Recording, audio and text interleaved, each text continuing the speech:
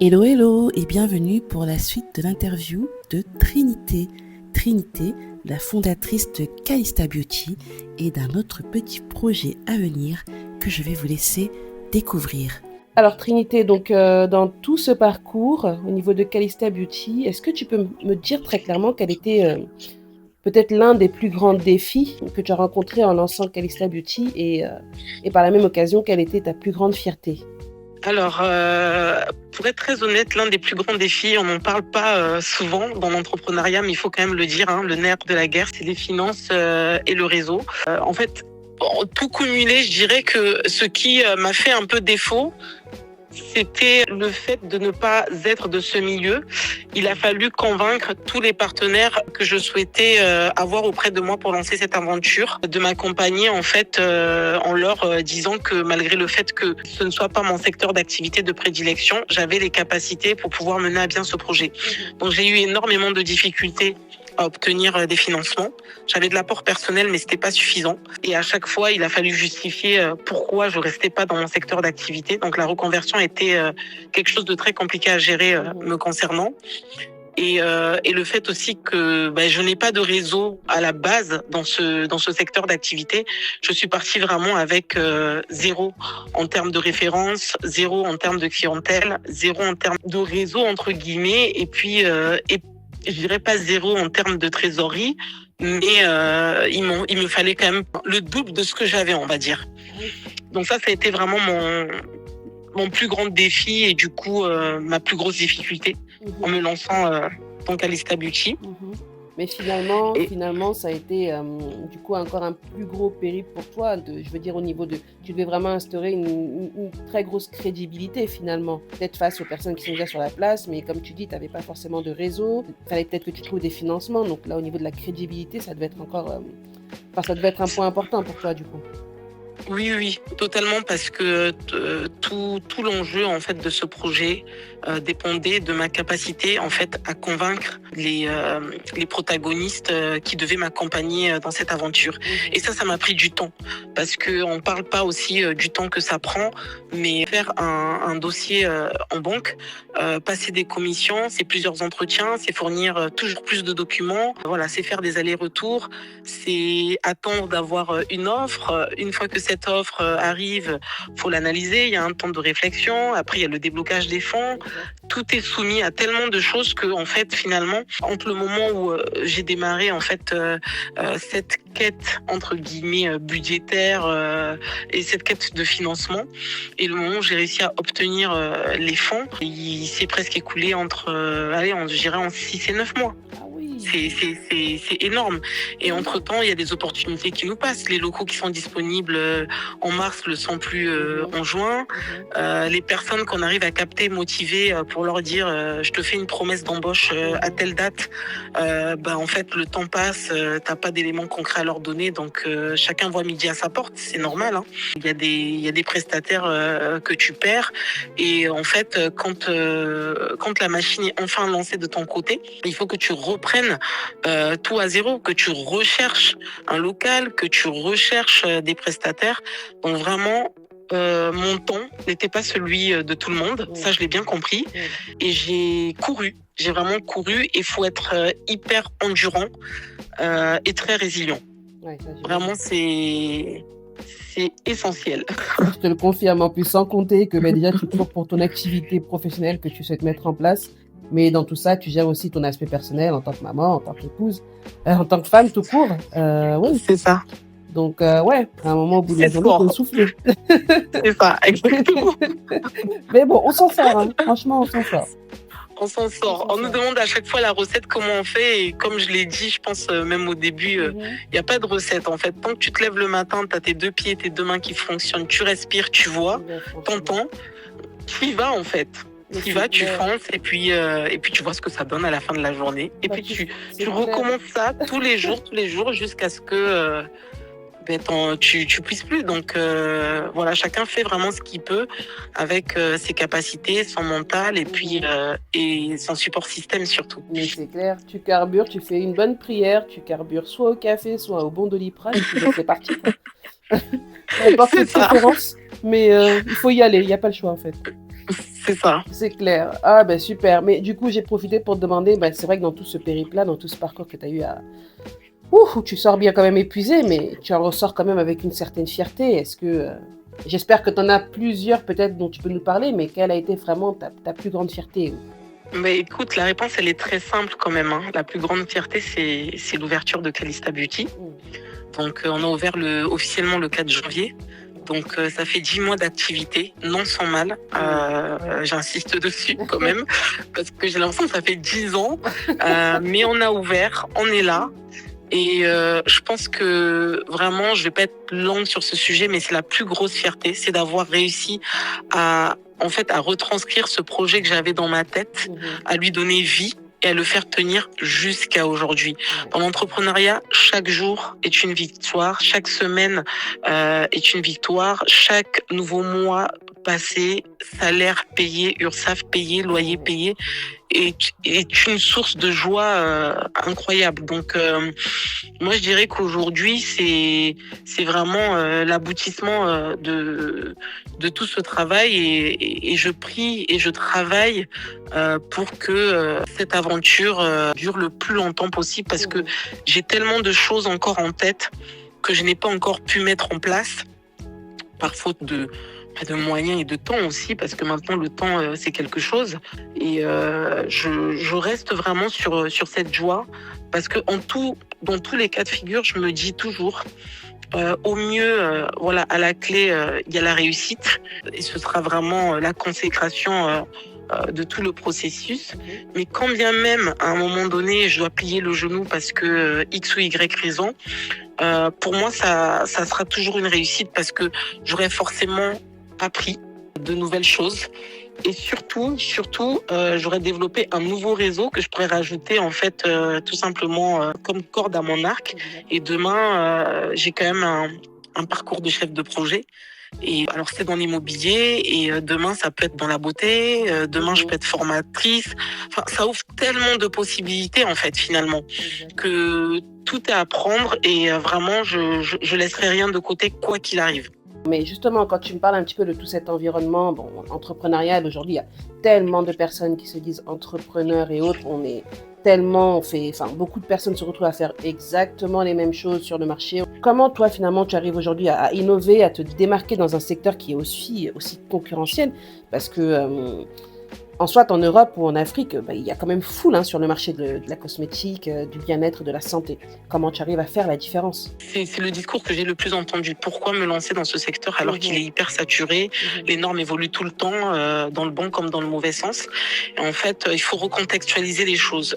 Calista Beauty, c'est un institut basé en France. La France reste quand même un pays multiculturel malgré tout. Et à titre personnel, de mon expérience, c'est très compliqué de trouver un endroit, une safe place, où toutes les communautés se sentent bien, toutes les religions peuvent se croiser, tous les types de peau, tous les types de cheveux, de corpulence peuvent être pris en charge, et surtout mixtes. Parce que en fait, aujourd'hui, on voit beaucoup d'endroits, d'instituts où on va nous dire on prend pas les hommes, c'est que pour les femmes, où il y a des escaliers, où il y a des pièces en haut ou en bas, donc on va pas accepter des personnes qui seraient peut-être en situation d'handicap et qui pourraient pas avoir certains accès. Nous, c'est pas du tout le cas. On est aux normes PMR, donc on prend, on va dire tout type d'handicap. On peut, sur une prestation comme le Head Spa, on fait le Head Spa sur cheveux européens, sur cheveux afro, sur cheveux texturés, sur les hommes. Et même les hommes qui ont le cuir chevelu dégarni, j'aime bien dire dégarni plutôt que un autre terme, parce que c'est un soin qui est axé sur le cuir chevelu. Et donc le cuir chevelu, en fait, on n'a pas besoin théoriquement d'avoir des cheveux. Donc vraiment, en fait, pour nous, c'est vraiment la beauté accessible et pour tout le monde, mais avec un service de qualité supérieure, on va dire. Ouais, ça permet vraiment à tout le monde de se sentir valorisé finalement dans tous les traitements. Exactement, exactement. Et c'est vraiment le créneau sur lequel je fonctionne parce que je vais pas dire que j'ai inventé l'eau chaude, non. Je vais pas dire que je suis à la pointe de toutes les normes et de toutes les pratiques. Par contre, ce que je sais, c'est que quand on vient chez moi, chez Calista Beauty, on s'y sent bien parce qu'on fait tout le nécessaire pour que ce soit le cas. Et chacun vient comme il est et on le prend comme il est. Et puis on lui fait vivre une expérience unique, adaptée à ce qu'elle souhaite. En tout cas, tu m'as bien vendu le concept, hein. Moi, j'adhère. Moi, j'adhère. Je t'attends. Beaucoup, beaucoup de passion hein, dans ce que tu as mis dans ce projet. Je sens beaucoup d'amour aussi, très clairement. Quelle place un petit peu tient la confiance en soi dans ton parcours, à la fois pour toi, pour les femmes que tu accompagnes à travers la beauté. Tu as cette ouverture d'esprit et cette capacité d'accueil pour tout type de personnes, profil, religion, peu importe. Mais il faut quand même en avoir aussi, entre guillemets, en soi pour apporter tout cela aux autres. Pour être assez claire, je suis quelqu'un effectivement, voilà, j'ai confiance en moi. J'ai jamais réellement grandi avec un quelconque complexe. On va dire, je suis plutôt dans les normes de poids, de taille, de peau. Voilà, j'ai pas souffert d'avoir de l'acné à l'adolescence, ce genre de choses. Mais je pense pas que la confiance en moi vienne de ça. Ça vient de l'éducation que j'ai reçue et surtout de ma mère. Parce que en tant que femme, la première personne que je regarde et que j'ai regardée en grandissant, c'est ma mère. Et moi, j'ai toujours vu une femme qui était apprêtée, qui était coquette, qui était belle, qui avait du temps pour son mari, pour ses enfants. En fait, qui faisait tout très bien. Elle était dure, elle était carrée. Ça, j'aimais un peu moins quand j'étais ado. Bon, bref, voilà, on va passer les détails. Mais en tout cas, elle nous a transmis une confiance en nous, mais vraiment incroyable. Elle nous a jamais dit, voilà, si vous faites gifler, tendez l'autre joue. Si tu te fais gifler, tu rends. Tu vois ce que je veux dire? Donc, badass la Mose. On adore. On adore, voilà. Et donc, du coup, j'ai grandi avec cette confiance en moi, cette confiance en la vie. Mes parents m'ont montré les belles choses de ce monde, mais aussi celles qui étaient un peu moins belles. Donc, je connais aussi les réalités. J'ai de la chance, de par mon parcours personnel et familial et aussi par mes études, d'avoir beaucoup voyagé. Donc, j'ai vraiment été au contact de l'autre. Mes amis sont multiculturels. Vraiment, pour moi, la diversité, la bienveillance, l'ouverture d'esprit, c'est vraiment ce qui me guide en tant que personne. Et comme je l'ai dit auparavant, sans me répéter, le projet de Calista Beauty a été motivé dans un premier temps par un désir et surtout par l'humain. C'était un parcours de reconstruction pour moi à un moment donné de ma vie où j'étais perdue, blessée, acculée, j'en voulais au monde entier et il fallait que tout ça, je canalise en fait toute cette force, souffrance, voire faiblesse par un projet, un peu une renaissance en fait. Et donc Calista Beauty représente pour moi une renaissance et j'ai créé un projet sur mesure, une entreprise sur mesure, mais avec une vision et aussi avec des sentiments. Et donc c'est ces valeurs-là qui me guident pas à pas jusqu'à aujourd'hui, malgré les difficultés et certaines claques que je me suis prises qui m'ont fait comprendre que voilà, malgré tout, on n'est pas dans le monde des bisounours, mais c'est pas parce que c'est dur et qu'on se prend des murs ou même des personnes qui nous font comprendre que en fait ce projet n'est pas viable. C'est pas pour ça qu'on doit devenir dur et gris. On doit continuer à se laisser porter par les fondations en fait de notre projet. Et si demain on s'éloigne trop de ça, moi je préférerais arrêter plutôt que de faire quelque chose qui ne me ressemble pas. Je ne veux plus de ça en fait. Mais comme tu dis, au final, les claques, les échecs, c'est nécessaire. Toi, ça te permet très clairement de revaloriser ton projet, de comprendre si tu vas forcément toujours dans la même direction que tu as posée dès le départ, ou comme tu dis, si tu es totalement en train de totalement divaguer, et s'il faut se repositionner, ou s'il faut arrêter parce que ça ne te ressemble plus. Je valide. Totalement.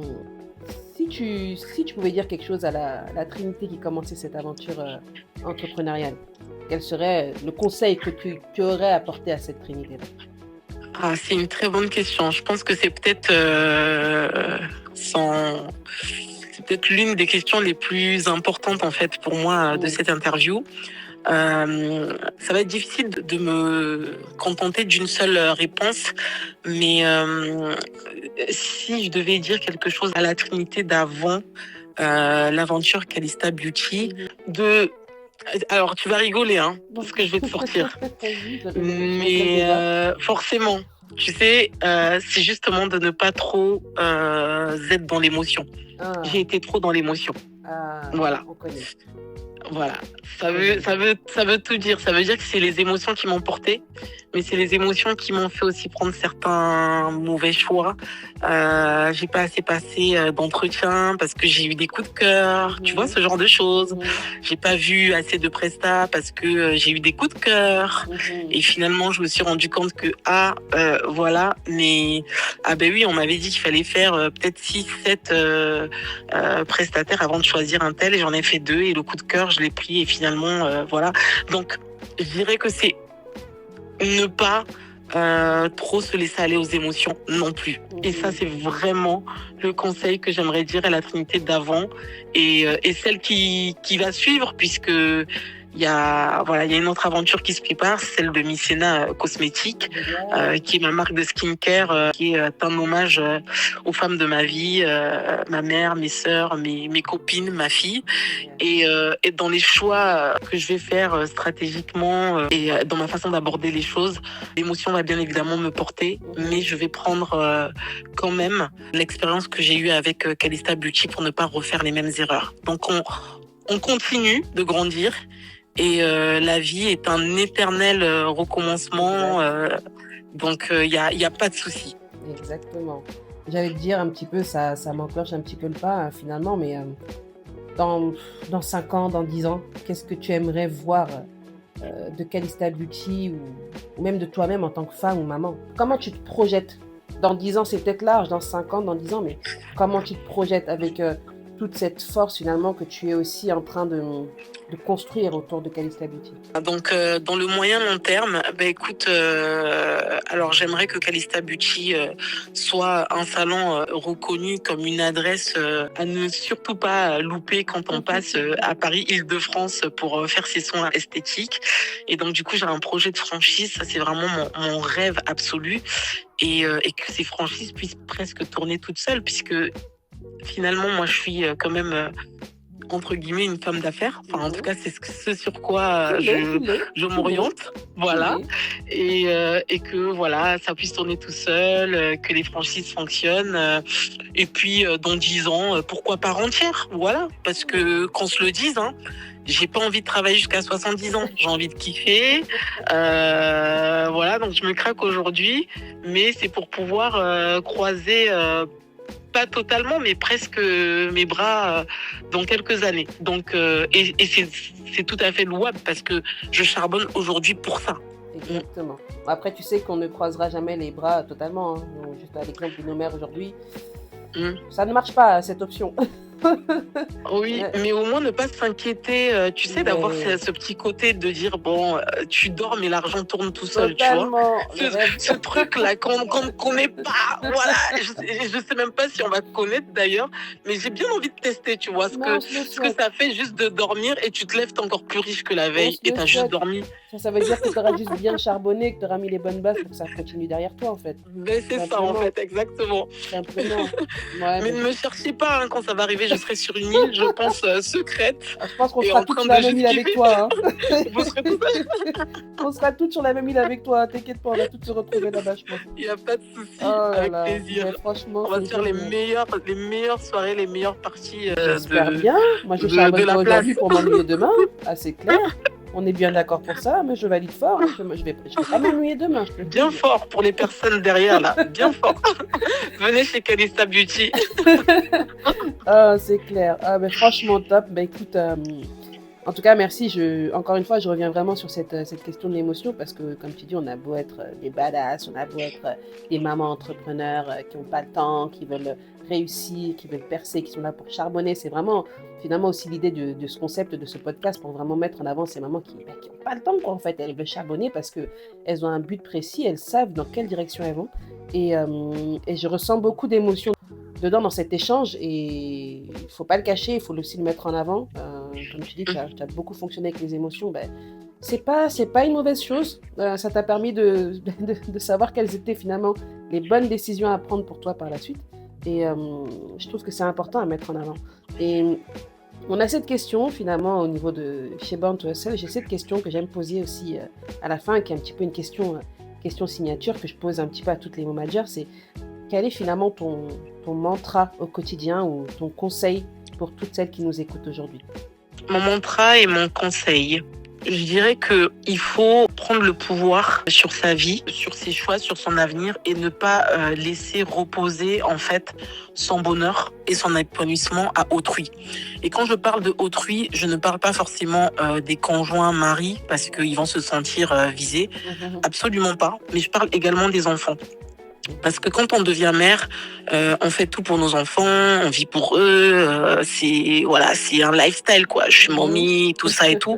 Mais en fait, les enfants, ils grandissent, ils quittent le nid et ils font aussi leur vie. Et pour ceux qui sont sympas, ils nous appellent de temps en temps. Pour les autres, c'est en passant.